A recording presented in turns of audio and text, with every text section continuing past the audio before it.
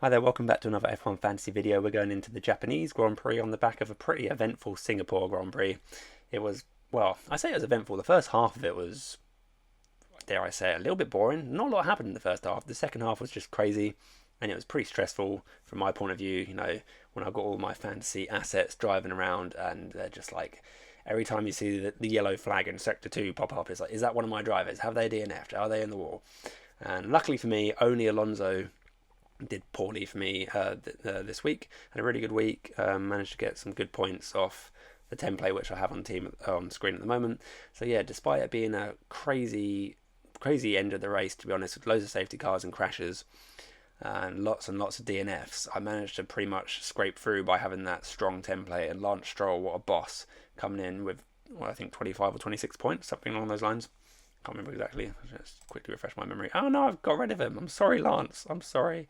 Come back to the team. Although he might actually be leaving, which we'll be seeing in a second. But we'll keep that quiet for a minute. Don't let Lance know. Yeah, 26 points. 26 points in Singapore. His highest amount of points in a single race all season by quite a distance actually. Looks like the next lot along was 16 points back in France. So yeah, really massive performance there from Lance Stroll in terms of fantasy and indeed in just F1 in general, coming in sixth. I know there's a lot of DNFs in the way of him, lots of stuff going on with like Hamilton and Verstappen, which allowed him to climb that high, but nevertheless, very happy with that. So really doing quite well. Got into the top 10k again, into the 9k. So I'm looking in the final 5 races to cement that top 10k position, whilst also trying to push as far forward as I can.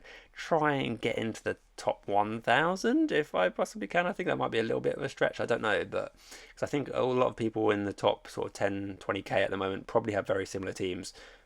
For that reason, because we're picking what we think are the optimal teams, and we're probably all coming up with more or less the same team. So I'm going to be going over my team selection for the Japanese Grand Prix in just a second. But yeah, that is my goal anyway. To first of all stick in the top 10k if I can. That'd be great. If not, then it's not the end of the world. It's just a game, but just a game that I dedicate hours and hours to. If I spent this much time like working out my life plans and my mortgage and everything, I'll be set. But no, I focus too much on F1 fantasy. But here we are. Hopefully, it benefits you. One thing I would say is, if it wasn't for the streaks this week, I would be very tempted just to stay with the same team. Absolutely, stay with the same team. Be happy with it. However, there are streaks, and streaks are tempting. They're like little bits of candy. There's little orange and blue flames that just tempt you in, and you want them. So, what we're going to do this week? We've got Leclerc, who's now skyrocketing still. You can see all the prices are still shooting up. He's gone up 0.4 million in like 48 hours since the race. So he's now unable to be turbo drived. Therefore, he may be dropping out of a few teams. In fact, his ownership is down a little bit, 61%. I'm not actually sure what it was at the beginning of the last race. But yeah, I do anticipate Leclerc will be sort of on the chopping block for a lot of people as they try and make way for the likes of Max Verstappen, who's on that race streak and can close out as world champion this weekend. He's surely going to be gunning for it. He's going to be hungry for it, especially off the back of the disappointment of the Singapore Grand Prix. He had a rough race. He said himself he had zero enjoyment. Which is quite strong words. It's like, come on, man, you're driving an F1 car. There must be some enjoyment. But yeah, he was clearly frustrated with Singapore, and he's on that race streak. He can sew up the world championship, and that's why I'm almost certainly bringing in Max Verstappen. And because of my budget, I can't really afford to get rid of Carlos Sainz. I still need that Ferrari coverage, and because Leclerc is so much more expensive, like 2.5 million more than Sainz, I need to probably be cutting out Leclerc, I'm afraid. Maybe if Leclerc looks super strong in the practice sessions, I'll reconsider. But at the moment, I think the best thing to do is, for me, get rid of Leclerc, bring in Max Verstappen. It's not exactly like a downgrade. It's like, oh no, you're getting rid of Leclerc. Like, yeah, if I could get rid of someone else like Sainz, or it's just not realistic though with my budget. Verstappen's gone up in price quite a bit as well, and in order to get Verstappen in, I think Leclerc is just the easiest one to be on the chopping block because of his price. He's also not on a streak, and you can't turbo drive him. Talking of streaks, Perez is on that little quaddy streak, so that's a nice little bonus to have as a turbo driver. I'm quite happy to have Perez as a turbo driver, unless Carlos Sainz look particularly strong in the practice sessions, which I'd be kind of surprised at, to be honest. He's done fine recently, but I wouldn't anticipate him like skyrocketing ahead of everyone else and just leading the way and make me want to turbo drive him. That might happen, but for me, Perez is pretty kind of a safe bet. especially on the back of that victory. Like, what a victory for Sergio! Like, fantastic drive from him. Under quite a lot of pressure from Leclerc towards the end there, and he held his own. He even managed to build that gap back up to make sure that any 5 second penalty didn't hurt him, and yeah, he got the win, well deserved. And I think that's going to give him a lot of confidence going into this weekend. Immediately, 7 days after the Singapore, he's going to go straight into the Japanese Grand Prix, full of confidence. So I'm quite happy for the turbo driver this week being on Perez. So obviously I'm still got 10 million budget to find for me personally, and the best way I can see is, again, to do those streaks, we're going to have to cut down Red Bull, Ferrari on that double streak. I mean, yeah, if they went on the double streak, I think Red Bull are probably still the best constructor, but being on the double streak, they scored very evenly in the last race. What did they score? Singapore, Ferrari scored 58 points, and Red Bull, despite Verstappen's lack of performance, scored 65. So Red Bull, because they're on that race streak, actually outscored Ferrari. And I think it could be, roles reversed this week in Japan, with Ferrari outscoring Red Bull, predominantly because of the qualifying streak. That's 15 qualifying in the race streak. That's 15 extra points on the table, which Red Bull just don't have access to. So it absolutely makes sense to me, as long as the Ferraris look reasonable, which I expect they will do. And yes, it means we have to kind of clench our bum cheeks a little bit, hoping that Ferrari don't mess anything up. But I think it's just a sensible thing to do when they're on the race and the quali streak. That double streak is just so appealing, and the fact that it frees up those funds for Verstappen, it's almost like it's there waiting to happen. Like, you have to take it. It's just a little carrot dangling there, and you take it. You eat the carrot. Anyway, so I'm now 2.3 million short. So those of you who've got more budget than me, who are on like 118 plus, absolutely, you can have a team like this. There's some people out there of like 125, 126 million budgets, which is insane. Like, you could literally just like get rid of Stroll and have the double Alpine dream with that sort of budget. You might even be able to get Lando Norris with that sort of budget. So it's absolutely obscene, to be honest. I imagine a team like that is crazy, but I can't afford it. I expect most of you guys can't afford it, so let's not dream too much.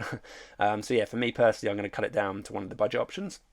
And now, because of the price changing so much recently, 6.7 million originally would have just bought you, your choice between Magnussen, Schumacher, Latifi. That's your lot. That's all you get to choose from. But now look at what we've got to choose from. We've got Tsunoda. We've got the three I've just mentioned. We've also got Guan Yu Zhou. Like, we've got an extra couple of candidates down here in the budget basement. With my current budget 6.7, it's kind of hard to know who the favourite is out here. I know Alfa Romeo have expressed the fact that they are bringing upgrades, which they're quite excited about. Bottas and Guan Yu Zhou both mentioned. I think also Frank Vasseur, the team principal, mentioned it as well. So definite big upgrade from what I understand coming for Alfa Romeo, and that could be pretty nice. I mean, Guan Yu Zhou hasn't had much luck all season, to be honest, but he has driven very well, and I don't think his points really reflect his performance. You can see, recently not scored particularly well at all, apart from in Italy. But he is still tempting, because I think, if he can just put the weekend together and the Alfa Romeo with those upgrades, he could be a good budget option. Past that, if you want to play it a little bit safer, you probably want to go with Schumacher or Magnussen. The Hazards, again, haven't been performing particularly well of late, but they're still kind of fine, plugging away, and, there's cheap options. Latifi's got that grid penalty, so, wherever, because of his collision with Guan Yu Zhou, wherever he comes, it's not very appealing to have Latifi, although if you're on a real budget, then yeah, you might want to go for him or Tsunoda. Tsunoda, home race. It is his first ever time driving in an F1 car around this track. I don't know much about Yuki Tsunoda's history, to be honest. I don't know if he's driven around this track before. I imagine he's done quite a lot in the simulator, but he could also be a surprise little package at 5.6 million and continuing to drop. He's already dropped 500,000. We could see him drop below like 5 million, because he's, that if Play on to try and balance out the points per million to roughly 1.2. Tsunoda's sat here on 45 points. His price is going to continue to plummet. So Tsunoda could be a really, really nice little tasty budget option at like 4.5 million by the time the race comes around. So keep an eye out for that. Yeah, home race, like I say, he'll be eager to impress. And the AlphaTauris have done kind of okay recently. Like, the performance of the car is kind of there. They just haven't quite had so much luck. A couple of driving mistakes, possibly a little bit of strategy mistakes, and like I say, a bit of misfortune with like the safety car in Singapore and that sort of thing. Tsunoda could be an option, but I don't want to talk too much about. I feel like I've already talked too much about the budget options. There's plenty to choose from. For me personally, I'm going to just pick, probably Guan Yu Zhou or Magnussen or Schumacher, one of those three. I probably won't touch these two unless they perform, or definitely not Latifi with the grid penalty. Maybe Tsunoda if he looks really good in practice. I might take a punt, even though it seems crazy when he's sat here on 45 points. But let's compare 45 points. Max Verstappen 675 points. That's absolutely mad difference. But yeah, so let's just shove someone in there for the sake of it. We'll go Guan Yu Zhou at the moment because it gives me like the perfect, nice, clean 0.0 left in the bank at the moment. So yeah, I can definitely see myself going with a team like this. And the other thing for consideration with a team like this is, do I want to mega drive Max Verstappen? Because bear in mind, there's only 5 races left in the season, and a lot of us have probably still got that mega driver chip, and we're probably wondering when is a good time to use it. The whole time I've been thinking, like, I'm just going to save it for Brazil.